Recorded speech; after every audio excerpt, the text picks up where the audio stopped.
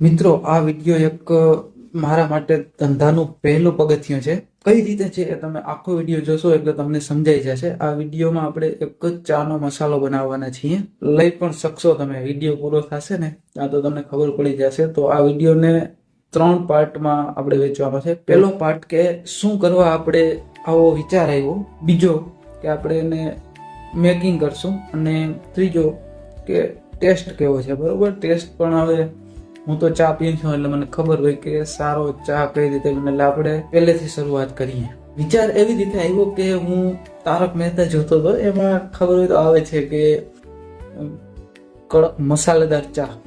મેં વિચાર કર્યો કે મેં ક્યારે મસાલાવાળો ચા નથી પીધો. બરોબર છે, તો મેં એવું વિચાર્યું કે ખુદ માટે મતલબ બીજી બ્રાન્ડ કે કોઈ બી વસ્તુનો મસાલો લેવો એના કરતાં જે પણ વસ્તુ એમાં પડતી હોય એ વસ્તુ હું જાતે દુકાને જઈ અને લઉં અને બનાવું. પણ આપણે સામાન્ય ઘરમાં તો મસાલો કંઈ થોડો વધારે જોઈએ. એટલે પછી મેં વિચાર્યું કે હવે 5-5 ગ્રામ ને 10-10 ગ્રામ વસ્તુ લેવી એના કરતાં હું ગયો ને તો મેં આ છે કંઈક 600 ગ્રામની આજુબાજુ બધી વસ્તુ મિક્સ કરી 600 ગ્રામની આજુબાજુ છે. બધી વસ્તુ અલગ અલગ પેકિંગમાં છે અને કંઈક 870 ની આજુબાજુ મને પડ્યો છે. બરોબર, પેકિંગ ને આંતિન કરી નાખીશ ને 950 ની આજુબાજુ ઉગી જશે. પણ આપણે આ મસાલો ચખાડવાનો છે બધાને. બરોબર છે.